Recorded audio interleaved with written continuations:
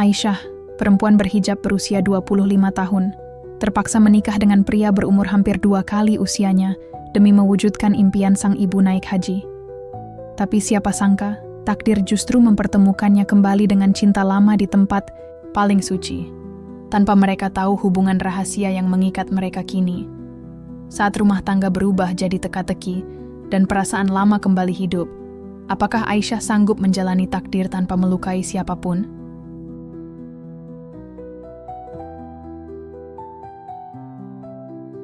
Aisyah mengeratkan jilbabnya sambil menunduk sopan. Siang itu, panggilan dari Pak Joni membuat langkahnya terasa lebih berat dari biasanya. Ia bukan tipe pegawai yang suka jadi pusat perhatian, apalagi jika harus mendampingi tamu penting. Aisyah, ke ruang rapat utama lantai 3. Siapkan laporan investor, kata Pak Joni singkat. Tak ada senyum, hanya tekanan nada yang menandakan tamu ini bukan tamu biasa. Aisyah menarik napas. Hari itu sebenarnya ia ingin pulang lebih awal. Ibunya yang tinggal di kampung sedang sakit, dan telepon pagi tadi membuat hatinya tidak tenang. Tapi tanggung jawab tetap tanggung jawab.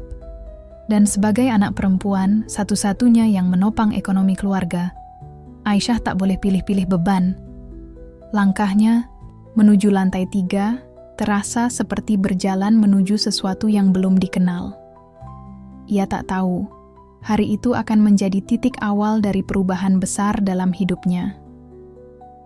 Ruangan rapat itu besar dan dingin. Aroma kopi Arabica dan wangi kayu dari interior, meja membuatnya terasa mewah. Di ujung ruangan duduklah seorang pria dengan postur tinggi dan tenang. Kemeja putih bersih, jam tangan berkilau sederhana, dan rambut sedikit memutih di pelipis. Wajahnya tidak tersenyum, tapi juga tidak dingin. Justru ada semacam keteduhan yang aneh di matanya. "Selamat siang, Pak," sapa Aisyah sambil sedikit membungkuk. Suaranya tenang, meski telapak tangannya dingin. Pria itu menoleh, menatap dengan sorot mata dalam. "Rendra, panggil saja saya Pak Rendra." Aisyah duduk perlahan, membuka laptop, dan mulai memaparkan laporan. Tangannya gemetar sedikit, tapi suaranya stabil. Ia sudah terbiasa menjaga sikap di depan laki-laki manapun. Ia tahu batas. Dan sejak dulu, kehormatannya adalah hal yang paling ia jaga.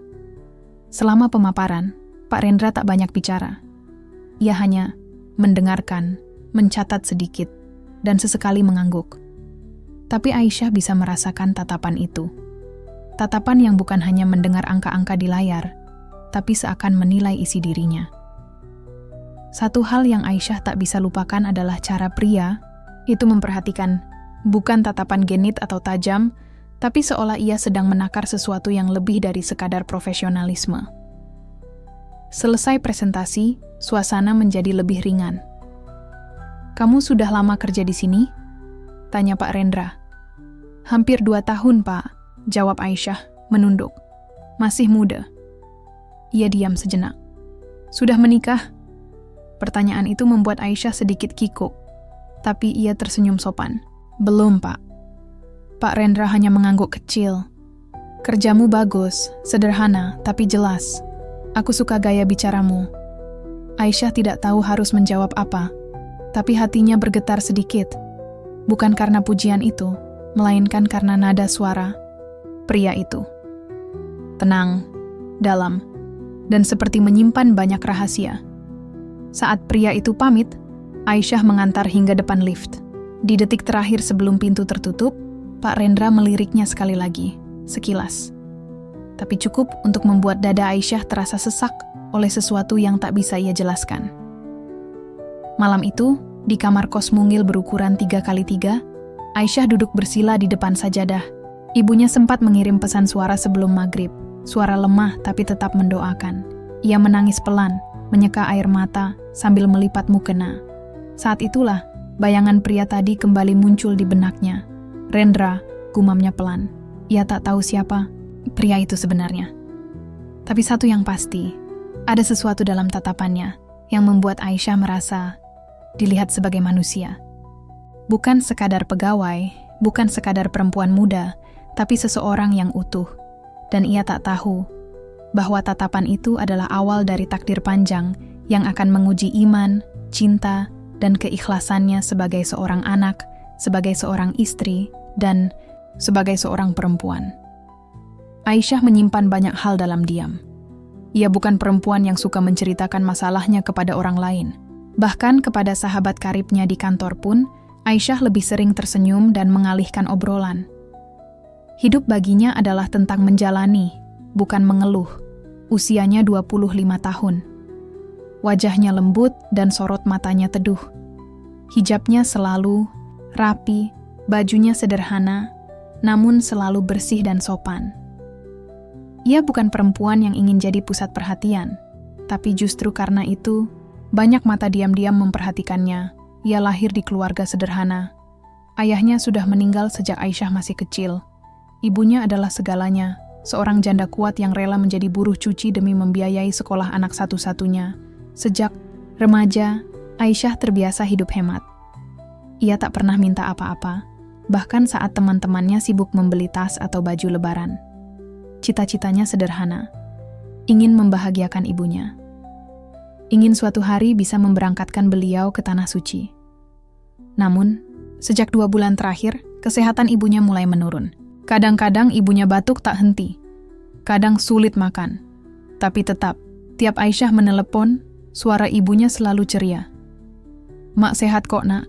Jangan khawatir. Kerja yang tenang ya di Jakarta." Begitu suara ibu setiap kali Aisyah menelepon, sambil menahan tangis. Sementara itu, di tempat berbeda, hidup Pak Rendra berada di ujung spektrum yang sangat berbeda. Rendra adalah pria berumur 49 tahun, seorang pengusaha sukses yang membangun usahanya dari nol. Ia memulai dari distributor bahan bangunan kecil di Bekasi, lalu pelan-pelan naik kelas menjadi pemilik beberapa proyek properti di kota besar. Tapi di balik kesuksesan itu, hidupnya sunyi. Istrinya meninggal 8 tahun yang lalu karena kanker. Ia hanya punya 1 anak. Reza, laki-laki cerdas yang sekarang sedang menempuh studi S2 di Budapest, Hungaria. Mereka jarang bertemu. Hubungan mereka baik, tapi tak dekat. Reza tumbuh dalam dunia akademik, Rendra dalam dunia bisnis. Mereka seperti 2 rel kereta api yang berjalan sejajar, tapi tak pernah bertemu. Sejak kepergian istrinya, Rendra tak pernah menikah lagi. Ia sering mencoba membuka hati, tapi selalu gagal.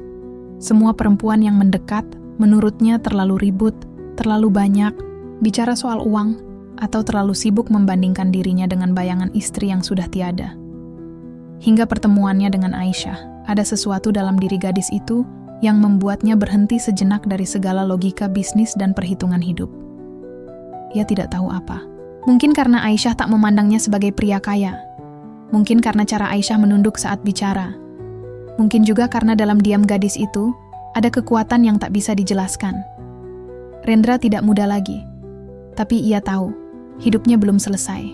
Ada sesuatu dalam jiwanya yang masih ingin merawat, memberi dan menebus kesepian yang lama ia peluk sendirian. Beberapa hari setelah pertemuan itu, Rendra meminta nomor Aisyah lewat manajer kantor. Aisyah bingung. Ia tidak pernah berurusan langsung dengan investor.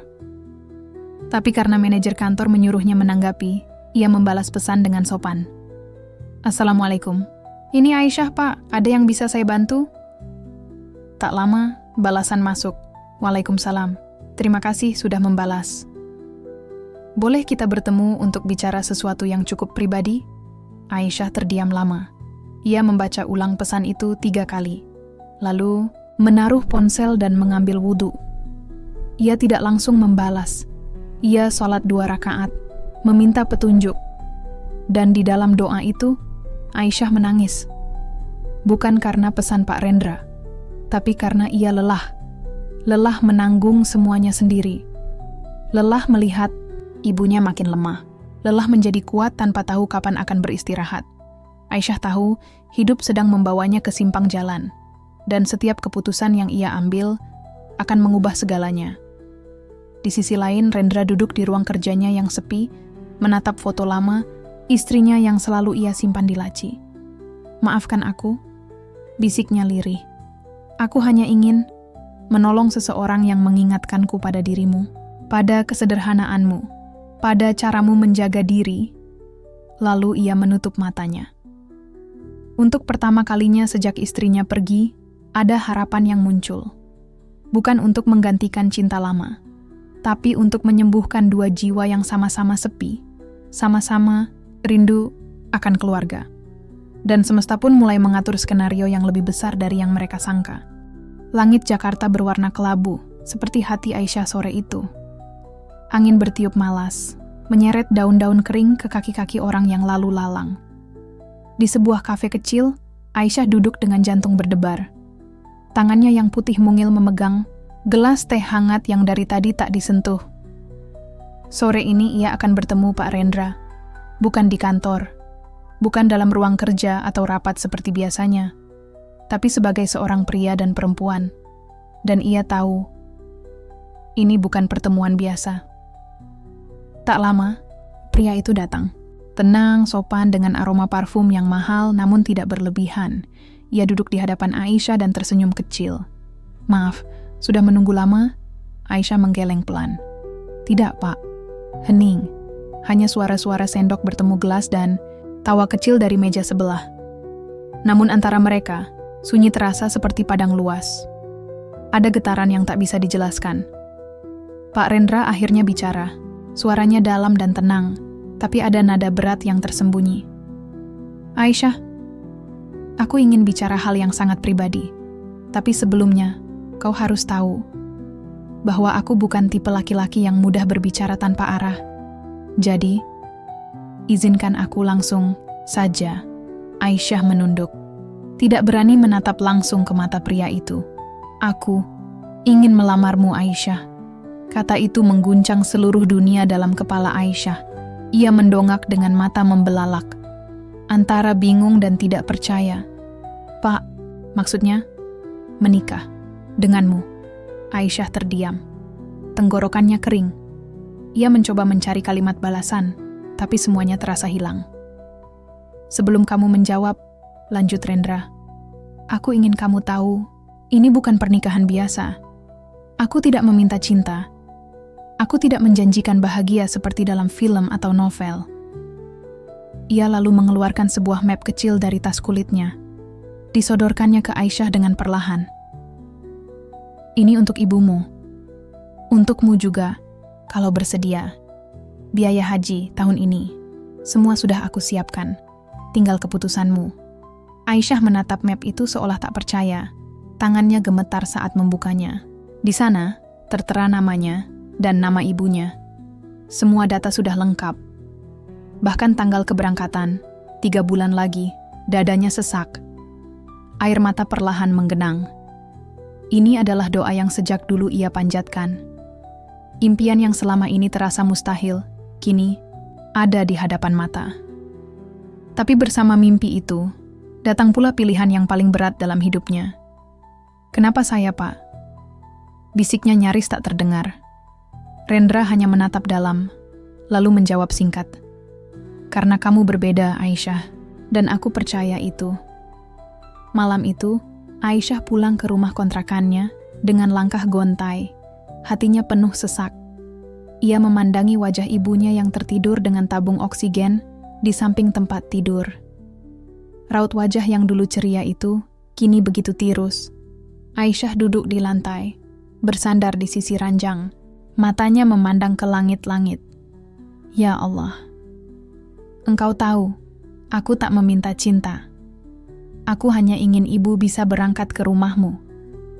Jika harus aku serahkan seluruh masa mudaku untuk itu, bimbing aku menjalaninya." Dan malam itu, ia mengambil keputusan yang akan mengubah takdir hidupnya untuk selamanya. Bukan karena ia lemah, tapi karena cinta memang butuh pengorbanan. Suara azan subuh menggema lembut dari mushola kecil di ujung komplek. Cahaya lampu kamar berwarna kekuningan menyinari wajah Aisyah yang masih terpejam. Rambutnya yang terurai pelan di atas bantal membuatnya tampak jauh lebih muda dari usianya. Di sisi ranjang, Pak Rendra tengah merapikan sajadah. Ia melirik Aisyah sejenak, lalu membuka tirai jendela perlahan, agar sinar pagi menyentuh wajah perempuan yang kini telah sah menjadi istrinya. Aisyah membuka mata pelan. Suara kain digeser dan aroma kopi dari dapur menyambut kesadarannya. "Oh maaf, saya kesiangan?" tanyanya pelan, terduduk dengan selimut yang masih menutupi separuh tubuhnya. Pak Rendra tersenyum samar. "Nggak apa-apa, aku memang bangun lebih awal." Hari-hari awal pernikahan mereka begitu. Rapi, terlalu rapi bahkan. Hingga Aisyah kerap merasa seperti sedang memainkan peran dalam film yang tak sepenuhnya ia pahami alurnya. Ia memasak, membersihkan rumah, menyetrika baju kerja Pak Rendra. Dan setiap malam mereka tidur di kamar yang sama. Tapi entah kenapa jarak itu selalu terasa. Bukan karena tidak ada komunikasi, tapi karena semuanya terlalu hati-hati. Aisyah menyusun buku-buku di rak ruang tamu ketika ia mendengar suara Pak Rendra menelepon seseorang di balkon. "Aku sudah menikah." Ya. Bukan karena itu. Bukan. Nanti aku jelaskan. Sekarang aku harus tutup dulu. Nada suaranya terdengar tegas, tapi ada kejanggalan yang Aisyah tangkap. Ia tidak sengaja mendengarnya, tapi kini telinganya seakan dipenuhi pertanyaan. Siapa yang menelepon?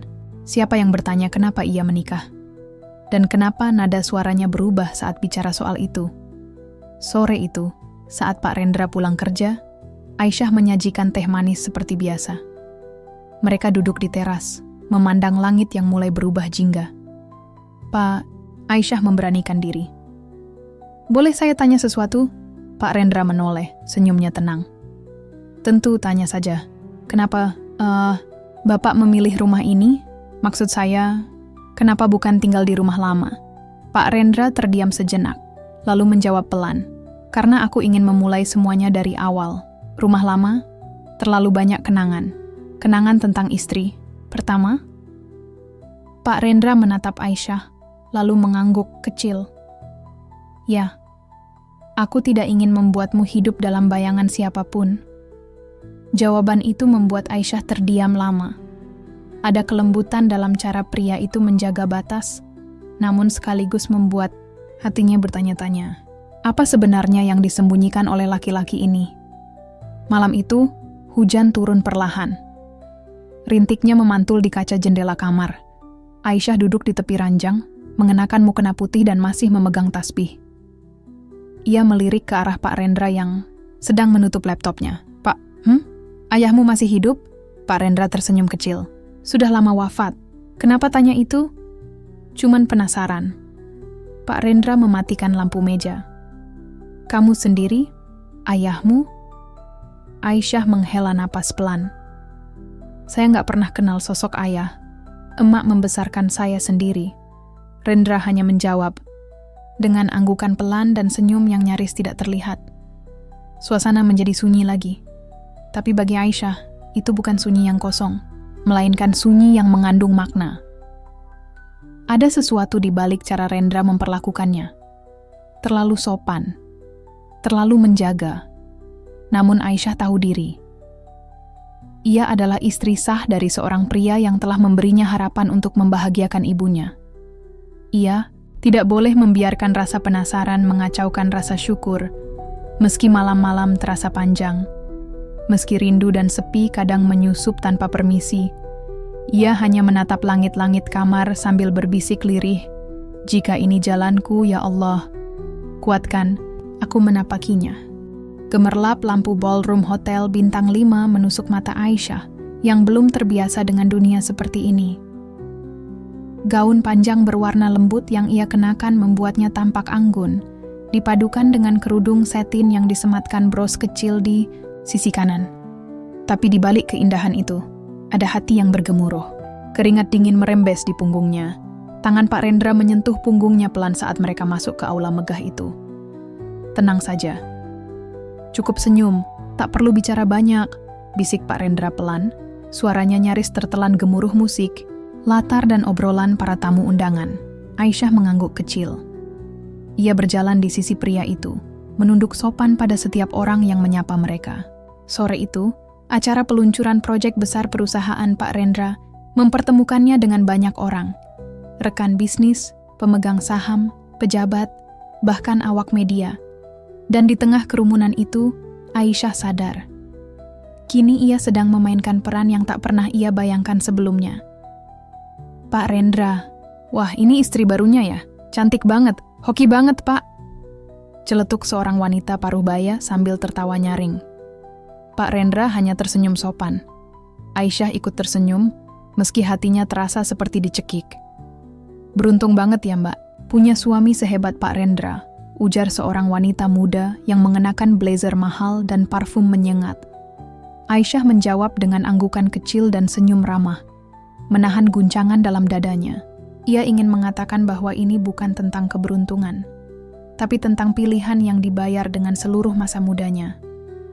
Tapi di ruangan ini, tak ada tempat untuk kejujuran seperti itu.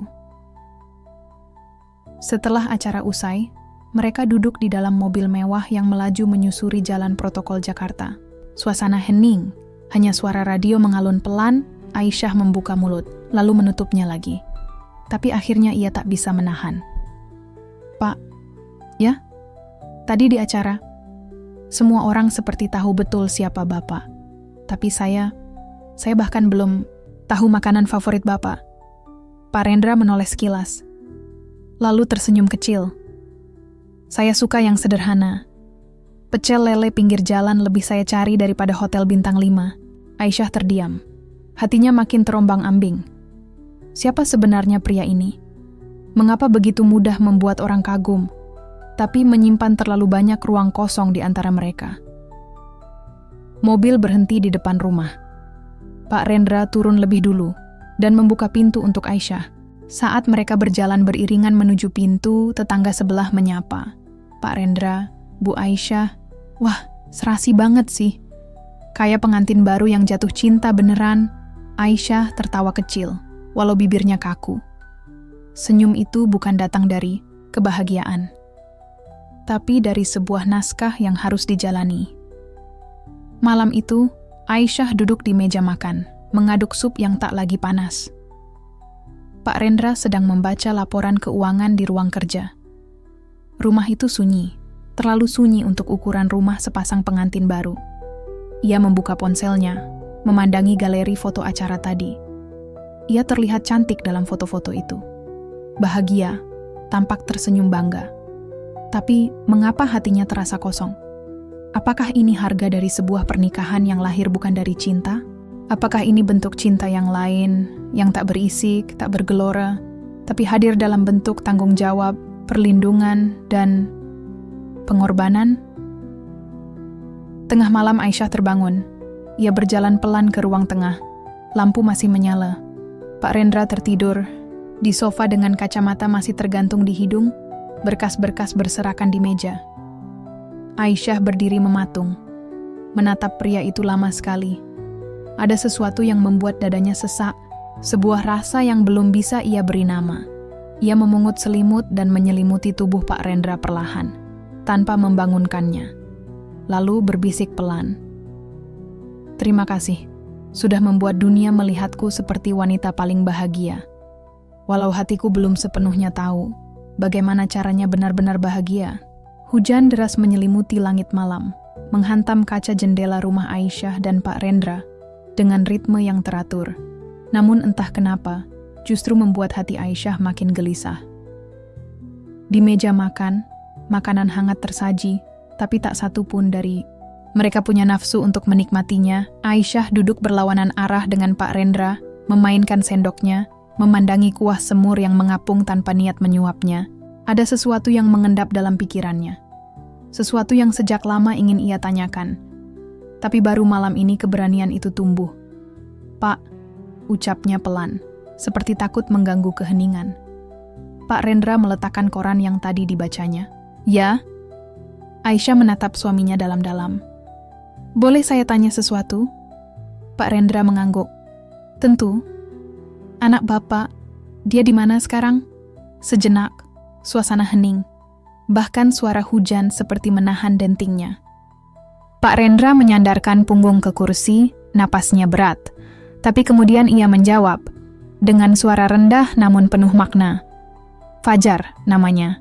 Dia sekarang kuliah di Budapest, Hongaria, sedang menempuh pendidikan S2 di bidang filsafat Islam. Aisyah mengangguk pelan, mencoba mencatat nama itu dalam hatinya. Fajar. Nama yang baru pertama kali ia dengar, namun entah mengapa terasa dekat. Sudah lama dia di sana? Tanyanya lagi. Hati-hati. Sudah hampir 2 tahun, jawab Pak Rendra. Sambil meneguk teh hangat, dia aktif di komunitas Mualaf Center di Eropa Timur.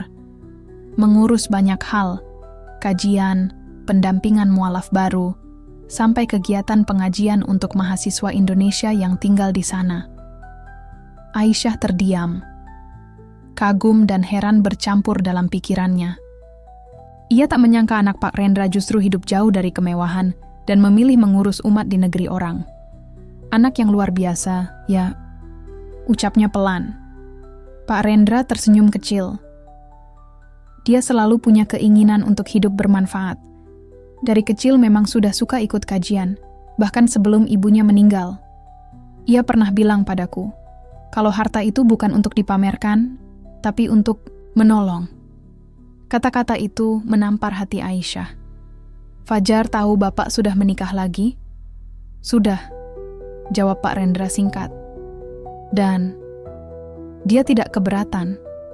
Pak Rendra menatap keluar jendela, lalu berkata, waktu aku kabari soal pernikahan, ini dia hanya menjawab, selama bapak bahagia dan perempuan itu orang baik, saya mendukung.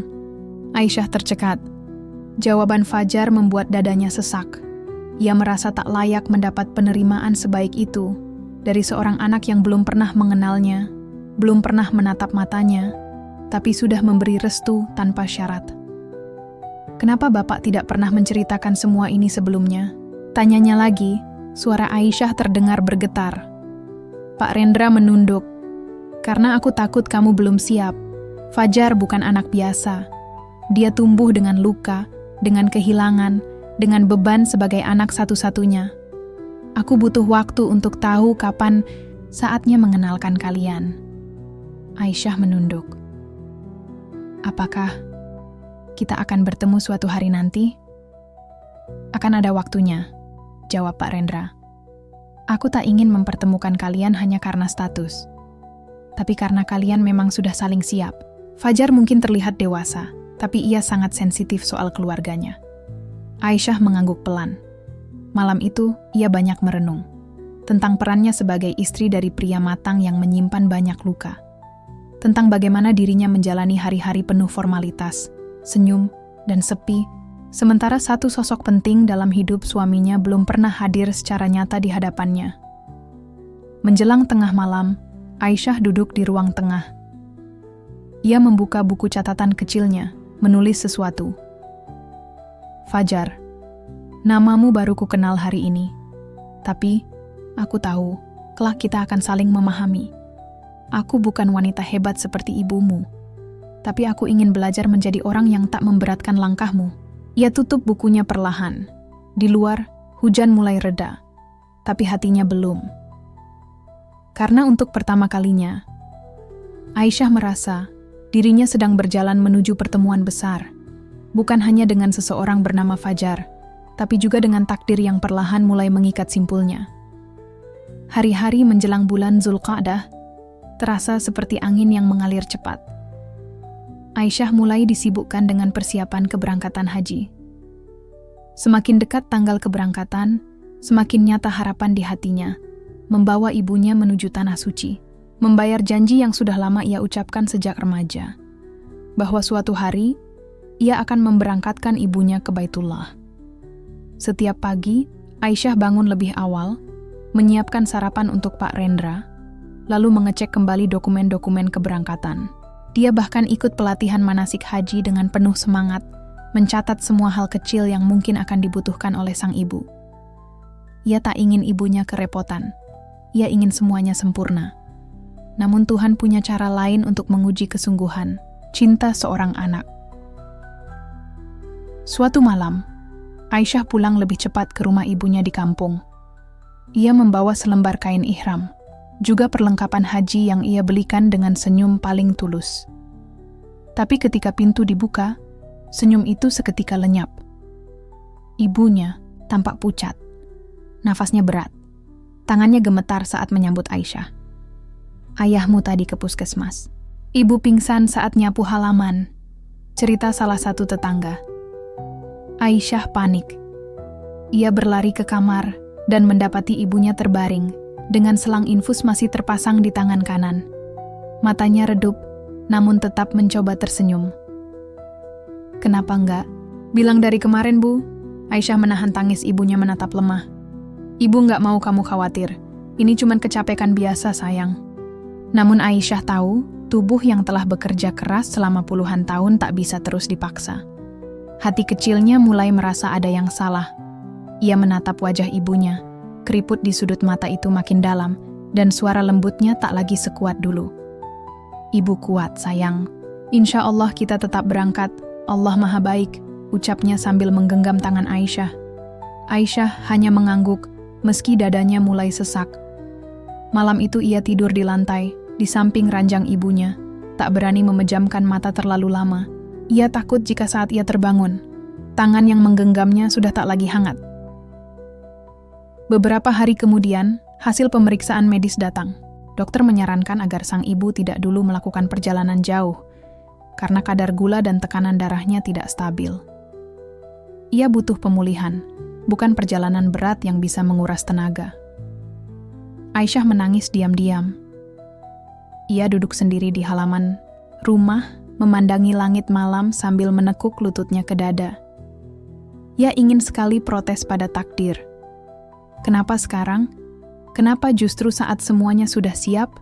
Justru saat ia merasa akan bisa membahagiakan ibu, badai ini datang? Ia pulang ke rumah dengan mata bengkak. Di dalam mobil Pak Rendra tak banyak bicara. Ia hanya memegang tangan Aisyah erat, memberi kekuatan lewat genggaman, bukan kata-kata. Kalau Allah mengizinkan, pasti ada jalan, ucap Pak Rendra pelan. Tapi Aisyah hanya diam. Untuk pertama kalinya sejak mereka menikah, ia merasa tidak sanggup berbicara. Dunia terasa gelap, seolah semua pengorbanan, kerja keras, dan air matanya sia-sia. Malam itu, ia menatap nama-nama di paspor dan visa. Ada satu nama yang ia hafal di luar kepala. Masnah binti Warjo, ibunya. Dan entah kenapa, tiba-tiba saja Aisyah mencium paspor itu, lalu menangis dalam diam, memeluknya erat seakan tak rela melepas nama itu dari daftar calon tamu Allah. Hari demi hari berlalu. Kondisi ibunya naik turun, kadang kuat, kadang lemas. Tapi satu hal yang tak pernah berubah, senyum dan doa dari bibirnya yang selalu tenang. Aisyah, katanya suatu siang, jika nanti ibu tak bisa ikut, jangan batalkan perjalananmu. Anggap saja kamu mewakili ibu. Air mata Aisyah menetes. Jangan bilang gitu, Bu. Ibunya hanya tersenyum. Ibu bahagia kamu menikah demi ibu. Sekarang bahagiakan Allah dengan perjalanan itu. Jangan kecewakan takdir.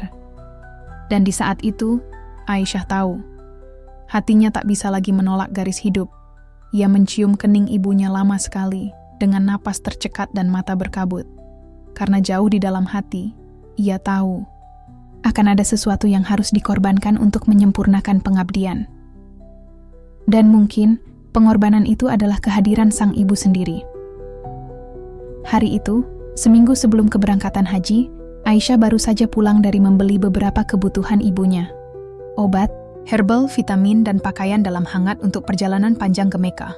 Ia membawa semua itu sambil tersenyum, membayangkan wajah ibunya yang cerah dan berseri. Namun, senyum itu seketika lenyap ketika sampai di rumah. Suasana rumah sepi, terlalu sepi. Dan di ruang tamu yang biasa ramai oleh suara radio atau televisi, kini hanya ada tangis lirih tetangga yang berdiri kaku.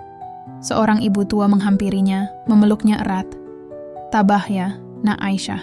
Ibumu barusan dipanggil Allah. Dalam tidur. Wajahnya tenang sekali, seperti orang yang baru selesai sholat. Dunia Aisyah runtuh. Tas belanja jatuh dari tangannya. Tubuhnya lemas. Waktu seperti berhenti di dadanya, dan dadanya seperti hancur, berkeping-keping. "Astaghfirullah, Ibu." Bisiknya sebelum tubuhnya limbung dan jatuh ke lantai, tak sadarkan diri. Pemakaman Bu Masnah berlangsung cepat dan khidmat. Orang-orang kampung datang berbondong-bondong, membacakan doa dengan linangan air mata. Semua orang tahu Bu Masnah adalah wanita yang salehah, yang hidupnya dipenuhi kesederhanaan dan doa untuk anak semata wayangnya. Aisyah berdiri di sisi liang lahat, menggenggam selembar kain putih yang semula disiapkan untuk ibunya pakai saat wukuf di Arafah. Tapi kini, kain itu menjadi saksi bahwa harapan kadang tak bisa menunggu waktu. "Maaf, Bu, aku nggak sempat melihat Ibu berangkat," isaknya. 3 hari setelah pemakaman, rumah Aisyah masih penuh bunga dan air mata. Tapi hari keempat, Pak Rendra datang. Ia tidak membawa senyum, hanya sebuah amplop coklat tebal dan mata yang teduh. "Aku sudah bicarakan dengan pihak travel dan Kemenag. Tiket dan visa haji ibumu masih bisa dialihkan," katanya pelan. Aisyah mengangkat kepala, matanya merah. "Maksudnya, kamu berangkat tahun ini juga. Aku yang urus semuanya. Kamu harus nyampaikan doa-doa ibumu di Ka'bah. Aku tahu, itu amanah terakhir beliau." Aisyah tak langsung menjawab. Tapi air matanya jatuh, dan ia mengangguk pelan. Bukan karena siap, tapi karena tahu bahwa doa terakhir ibunya harus sampai ke tanah suci, lewat dirinya. Hari keberangkatan tiba. Kali ini tidak ada Bu Masnah yang berdiri dengan gamis putih dan senyum bahagia. Tapi Aisyah mengenakan pakaian haji milik ibunya. Ia sengaja tak membeli baru. Ia ingin seolah-olah ibunya tetap bersamanya. Di bandara, Aisyah berdiri lama sekali sebelum masuk ke ruang tunggu. Pak Rendra menggenggam tangannya, hangat dan ringan, seperti seorang ayah yang melepas putrinya pergi merantau.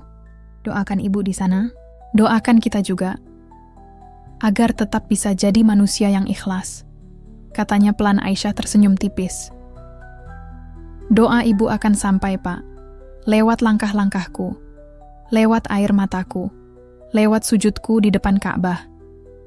Dan hari itu, Aisyah berangkat, bukan sebagai istri Pak Rendra, bukan sebagai janda, bukan sebagai pengganti, tapi sebagai seorang anak yang membawa doa ibunya ke tanah yang dijanjikan Allah. Hari itu sinar matahari menyorot hangat di pelataran Masjidil Haram. Aisyah mengenakan mukena putih milik ibunya yang masih menyimpan aroma bunga melati yang dulu disemprotkan Bu Masnah di lemari. Di hadapannya Ka'bah berdiri megah, tak ada tempat yang lebih dekat dengan langit selain tempat ini. Langkah Aisyah terhenti, matanya basah. Tangan yang biasanya kuat menahan dunia, kini gemetar saat ia mengangkatnya ke langit. Ia menarik napas panjang, membiarkan semua luka dan doanya keluar dalam bahasa hati. "Ya Allah, bila kebahagiaan itu jauh untukku, maka cukupkan aku dengan rasa ikhlas. Bila cinta tidak hadir dalam rumahku, maka berikan aku kasih untuk keluargaku. Aku ingin menjadi istri yang bisa membahagiakan suaminya. Ibu yang suatu hari nanti bisa mendidik anak. Dan anak yang bisa menyampaikan doa ibunya sampai ke langitmu." Aisyah terisak, tak peduli siapa yang melihat. Air mata jatuh dan mencium tanah suci bersamanya. Di antara lautan manusia, suara zikir bergema, tangisan menyatu dengan lantunan doa. Namun, satu suara memanggil pelan dari sisi kirinya. "Aisyah." Suara itu seperti membelah waktu. Aisyah menoleh. Matanya membulat, tenggorokannya tercekat. Seseorang berdiri di sana, tinggi, bersorban putih, dengan rompi khas petugas haji dan kartu identitas tergantung di dada. Di atas nama itu tertulis jelas, Reza Nurdin, koordinator rombongan Haji Budapest. "Reza?" Suara Aisyah hampir tak terdengar. Lelaki itu tersenyum lirih. Senyum yang dulu selalu hadir setiap kali mereka bicara tentang masa depan. "Aku nggak percaya ini kamu," ucap Aisyah pelan. Air matanya kembali tumpah. Reza mengangguk pelan. "Allah punya caranya sendiri ya, untuk mempertemukan kita di tempat paling suci di dunia." Keduanya terdiam, Mata mereka bertemu. Tak ada pelukan. Tak ada genggaman tangan. Hanya jarak dan waktu yang menciptakan ruang haru. Aisyah membungkukkan badan, menunduk. Selamat ya Reza. Sekarang kamu jauh lebih baik dari dulu. Reza menghela napas. Aku yang seharusnya bilang itu. Kamu masih seperti dulu, tapi auramu sekarang berbeda. Lebih dewasa, lebih kuat. Angin berembus pelan. Jamaah terus berlalu lalang di sekeliling mereka, tapi momen itu seolah hanya milik berdua. Aisyah kembali menunduk. Aku datang ke sini, bukan karena ingin bertemu siapapun. Aku cuma ingin menyampaikan doa-doa ibu, dan minta agar aku bisa jadi wanita yang Allah ridai. Suaranya bergetar. Reza mengangguk, matanya mulai basah. Aku juga datang ke sini untuk semua kesalahan masa lalu, dan untuk membimbing saudara-saudara kita dari Eropa Timur. Hidupku berubah, Syah. Sejak terakhir kita berpisah, semuanya berubah. Aisyah menghela napas dalam-dalam. Tak ada dendam, tak ada tanya. Hanya keheningan yang menjawab semua kemungkinan yang tidak pernah sempat terjadi. Kalau boleh, ucap Reza akhirnya, doakan aku juga. Aisyah tersenyum pelan. Aku doakan kamu, Reza, selalu. Bahkan tanpa kamu tahu. Setelah pertemuan itu, Aisyah tak lagi mencarinya di sekitar Ka'bah. Ia tidak ingin merusak takdir yang sedang tertata. Ia tahu batasnya. Ia tahu peran dan statusnya. Dan di malam terakhir di Mekah, Aisyah kembali berdiri di hadapan Ka'bah. Kali ini bukan untuk menangisi takdir, tapi untuk mensyukuri pertemuan. Ya Allah, bila jalanmu tidak sesuai keinginanku, maka kuatkan aku untuk tetap di atasnya. Bila pertemuan ini hanya untuk menguji imanku, maka jadikan aku hamba yang lulus, dengan sabar dan ikhlas. Pesawat Garuda yang membawa para jamaah haji itu mendarat dengan lembut di Bandara Soekarno-Hatta. Ratusan wajah penuh haru dan lelah melangkah turun dari tangga pesawat. Aisyah termasuk di antaranya. Dengan tubuh yang letih, namun hati yang penuh debar. Ia tak pernah menyangka akan kembali dengan hati yang berbeda. Lebih tenang, tapi juga lebih bingung. Ada sesuatu yang tidak bisa ia jelaskan. Sesuatu yang tetap ia simpan sejak pertemuan itu di pelataran Ka'bah. Pak Rendra sudah menunggu di ruang kedatangan VIP. Jas abu-abu rapi dan parfum khasnya menyambut dengan wibawa. Di tangannya, setangkai bunga melati yang sederhana. Selamat datang kembali, Bu Haji, katanya sambil tersenyum. Aisyah menunduk dan mencium tangan suaminya, seperti biasa. Senyum yang ia layangkan tipis, sekadar formalitas. Namun di balik senyum itu, ada perasaan yang rumit. Mobil mewah melaju pelan di jalan tol. Jakarta masih bising seperti biasa. Kontras dengan damainya tanah suci yang baru saja Aisyah tinggalkan. Pak Rendra berbicara tentang urusan kantor yang sempat ia tinggalkan beberapa minggu. Tapi Aisyah hanya menjawab sepatah dua patah. Pikirannya tak di mobil itu. Ia masih berada di bawah langit Mekah. Di depan Ka'bah, di tempat pertemuan yang tidak pernah ia bayangkan akan terjadi. Ketika akhirnya mereka sampai di rumah, suasana tampak sama seperti sebelum Aisyah pergi. Tapi hatinya tahu, tak ada yang benar-benar sama. Malam itu, Aisyah membuka koper, lalu membuka dompet kecil berisi sehelai kertas yang diberi Reza. Sebuah kutipan doa yang dulu sering mereka baca bersama. Jika takdir memisahkan kita, semoga doa menyatukan kita di surga yang sama. Aisyah melipat kembali kertas itu. Bukan untuk dikenang, tapi untuk diikhlaskan. Hari-hari setelah itu berlalu dalam diam yang hangat. Pak Rendra tetap baik seperti biasa. Ia tidak banyak bertanya soal pengalaman Aisyah di Tanah Suci. Hanya sesekali menunjukkan perhatian kecil seperti membuatkan teh, atau menanyakan apakah lututnya masih sakit setelah perjalanan. Aku senang kamu bisa berangkat, Syah, ucapnya di suatu pagi. Meskipun ibumu tidak sempat menyusulmu, aku yakin beliau sudah bahagia melihatmu dari sana. Aisyah hanya mengangguk. Tenggorokannya tercekat, ia teringat doa-doa ibunya, keinginan yang tak sempat terwujud. Namun ia juga percaya, setiap langkah yang ia tapaki di Tanah Suci telah membawa doa ibunya menembus langit. Beberapa minggu kemudian, suasana rumah mulai berubah. Pak Rendra lebih sering tinggal di rumah, lebih pendiam dari biasanya. Ada yang mengganjal, tapi Aisyah tidak berani bertanya terlalu jauh. Sampai suatu malam, mereka duduk berdua di teras rumah. "Syah," kata Pak Rendra sambil menatap langit, "kamu tahu, bukan hanya kamu yang berubah setelah haji. Aku juga. Ada banyak hal yang membuatku berpikir ulang. Tentang hidup ini, tentang keluarga, tentang masa lalu." Aisyah menoleh. Hatinya mulai gelisah. Aku sudah terlalu lama hidup dalam bayang-bayang kenangan. Kadang aku lupa kalau aku punya seseorang di sampingku yang lebih butuh diperhatikan daripada kenangan itu.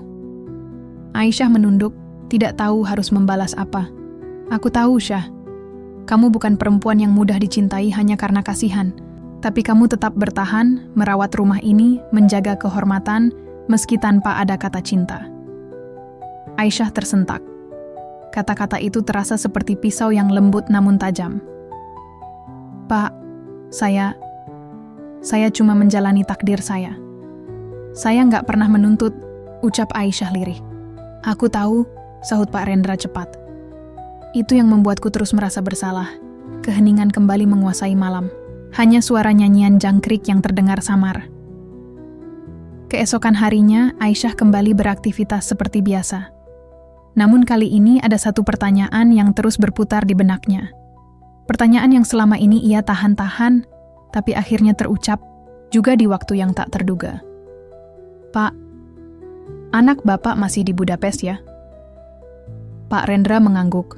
"Iya, dia sedang menyelesaikan program S2-nya, sekaligus menjadi pengurus pengajian dan mu'alaf center di sana." Aisyah mengangguk pelan. "Masya Allah, dia jarang pulang.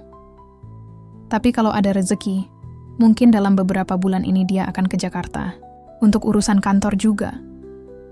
Hati Aisyah langsung berdetak lebih cepat, tapi wajahnya tetap tenang. "Apa dia tahu Bapak sudah menikah?" tanyanya hati-hati. Pak Rendra tertawa kecil.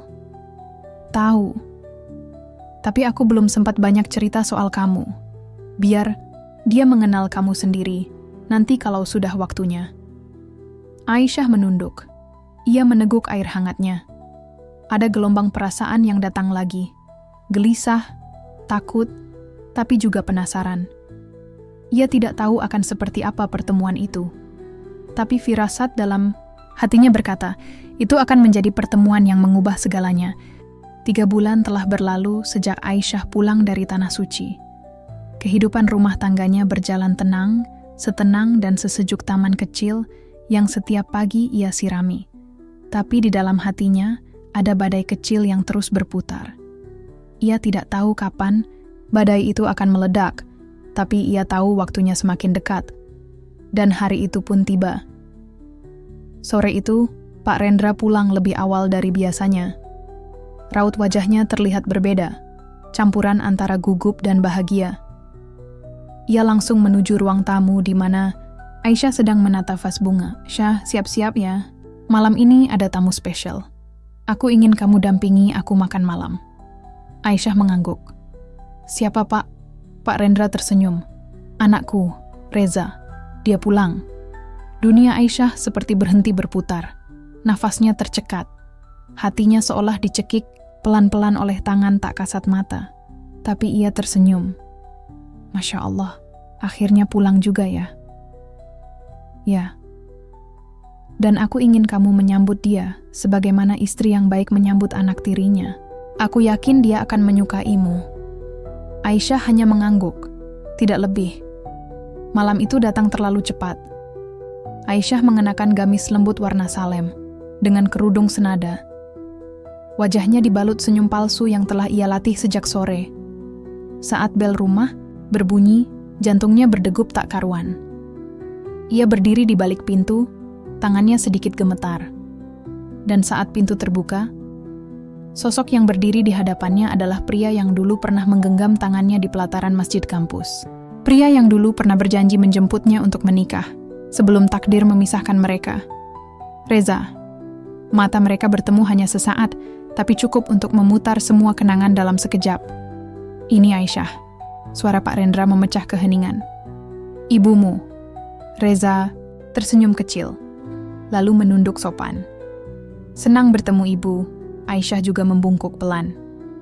Selamat datang di rumah, nak. Mereka bertiga duduk makan malam dalam satu meja. Pak Rendra banyak bercerita, sementara Reza dan Aisyah lebih banyak diam, hanya sesekali saling melempar pandang, penuh luka, penuh tanya, tapi tak berani bicara. Setelah makan malam, Pak Rendra menerima telepon dari kantornya. Ia harus kembali ke kantor malam itu juga untuk menyelesaikan laporan audit. Aku tinggal, sebentar ya, kalian ngobrol saja biar makin akrab, ucapnya sambil mengambil jas. Dan akhirnya, tinggal mereka berdua di ruang tamu, sunyi. Lalu Reza bicara lebih dulu. Jadi, ini takdir kita ya, Syah? Aisyah mengangguk perlahan. Seperti mimpi, bukan? Reza menghela nafas panjang. Dulu aku marah, kecewa karena kamu tiba-tiba hilang. Tapi setelah ketemu di Mekah dan tahu ceritamu, aku tahu kamu nggak pernah pergi. Kamu hanya berpindah peran. Aisyah menahan air mata. Aku nggak pernah bisa jelaskan, bahkan ke diriku sendiri. Aku nggak menyalahkan kamu. Tapi, aku juga nggak bisa bohong, Syah. Rasanya seperti dilempar ke lubang yang enggak ada dasarnya. Kamu jadi ibu aku sekarang? Keduanya terdiam. Sampai akhirnya Aisyah bicara dengan suara paling lirih yang pernah ia ucapkan. Aku nggak minta kamu terima aku sebagai ibu. Cukup anggap aku bagian dari hidupmu yang pernah ada. Bukan untuk diulang, tapi untuk dimaafkan. Reza menatap Aisyah lama. Pak Rendra tahu? Aisyah menggeleng. Dan jangan pernah beritahu. Reza mengangguk dengan mata yang memerah. Baik, Bu. Malam itu Aisyah kembali ke kamar dan bersujud sangat lama. Bukan meminta jalan keluar, tapi meminta kekuatan agar tetap tegak, tetap sabar, tetap ikhlas. Takdir telah menempatkannya di posisi yang mustahil, namun ia memilih untuk tinggal. Bukan karena cinta, tapi karena menghormati janji dan menjaga harga diri. Di luar, Reza masih duduk di ruang tamu, menatap potret keluarga kecil itu, yang kini jadi lukisan sunyi antara cinta, takdir, dan pengorbanan. Hari-hari setelah kepulangan Reza seperti kepingan waktu yang bergulir pelan, menyesakkan, namun harus dilalui. Aisyah menjalankan perannya, seperti biasa. Menjadi istri yang setia di hadapan suami. Menjadi ibu tiri yang ramah di hadapan anak. Tapi di dalam dirinya, ada ruang gelap yang perlahan membusuk karena kenyataan yang tak bisa diucapkan. Reza mulai sering pulang ke rumah. Ia bilang rindu tanah air. Ia ingin dekat dengan ayahnya. Tapi Aisyah tahu, alasannya lebih dari itu. Entah untuk menjawab pertanyaan yang tak selesai, atau hanya ingin memelihara luka yang belum sembuh. Malam itu, Pak Rendra sedang menghadiri forum bisnis di luar kota. Aisyah sendiri di rumah, hingga pintu rumah diketuk. Reza datang membawa setumpuk oleh-oleh dari teman-teman kampusnya di Eropa. Mereka duduk di ruang tamu seperti dua orang asing yang pura-pura tak pernah saling mencinta. Aku titip ini buat ayah, dan ini... Reza mengeluarkan kotak kecil. Untuk ibu. Aisyah menolak. Nggak perlu repot-repot, Reza. Anggap saja anak sedang berbakti. Nggak ada yang salah, kan? Aisyah terdiam. Perlahan membuka kotak itu. Sebuah kerudung warna biru lembut. Warna kesukaannya. Reza masih ingat. Aku suka warna ini, gumam Aisyah, nyaris tak terdengar. Aku tahu, balas Reza hening. Lagi-lagi hening menjadi bahasa yang lebih jujur daripada kalimat manapun. Beberapa hari kemudian, Pak Rendra pulang dari luar kota. Wajahnya lelah, tapi matanya bersinar.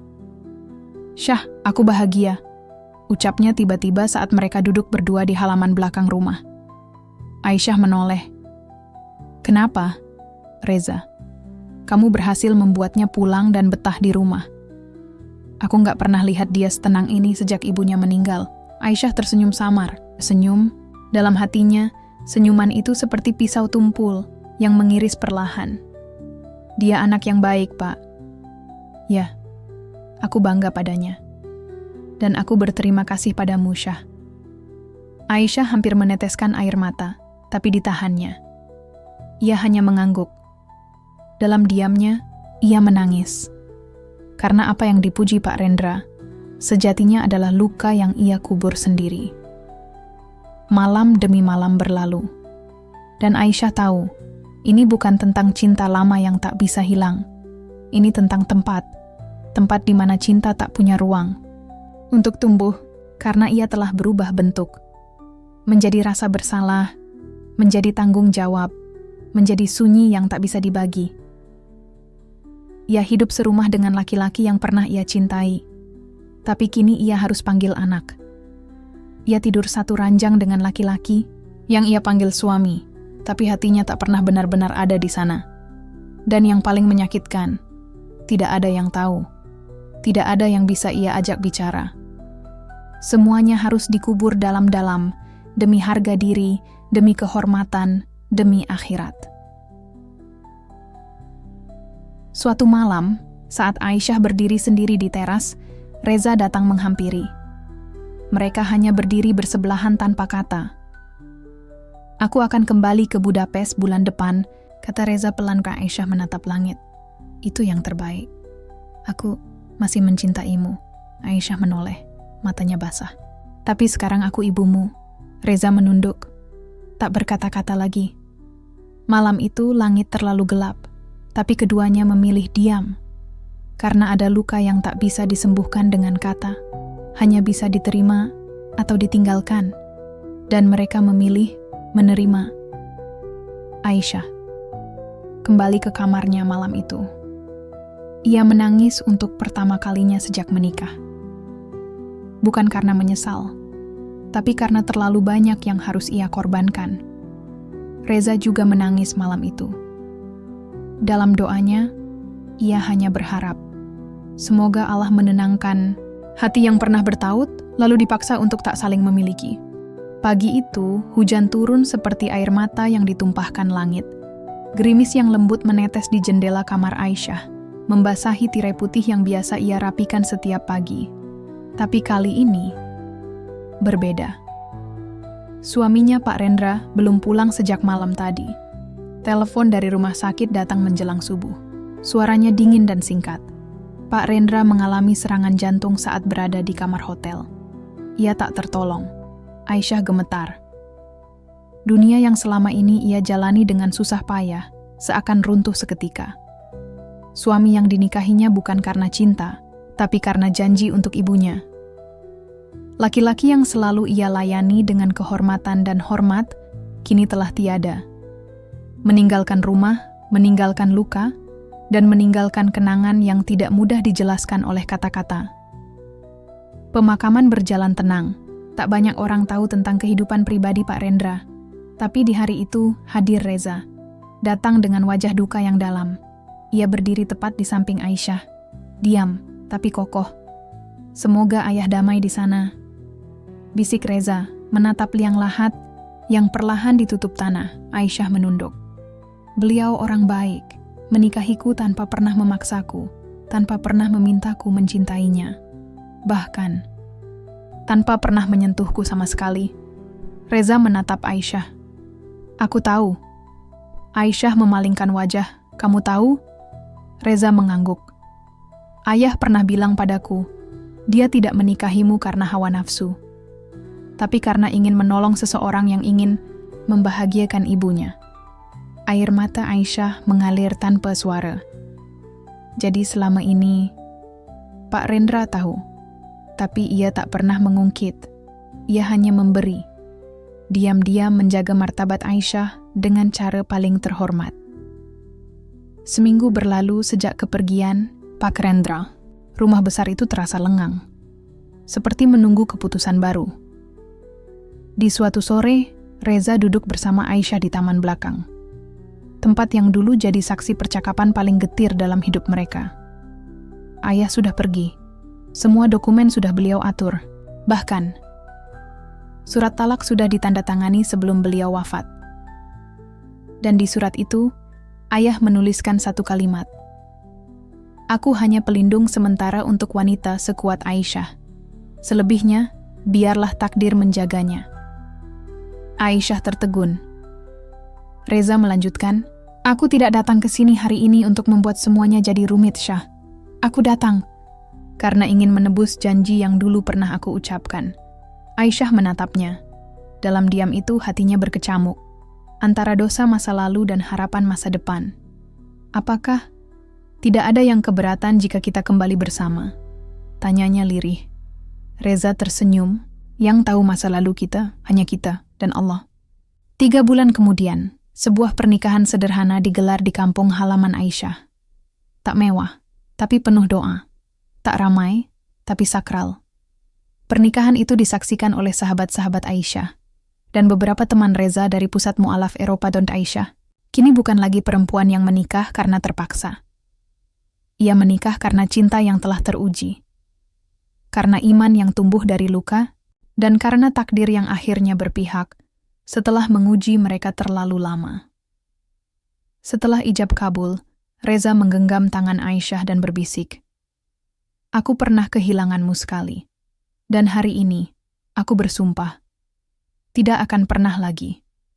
Dan Aisyah, sambil menahan tangis haru, menjawab pelan, aku pun begitu. Kini aku bukan lagi wanita yang mencari tempat pulang, karena kamu adalah rumah itu sendiri.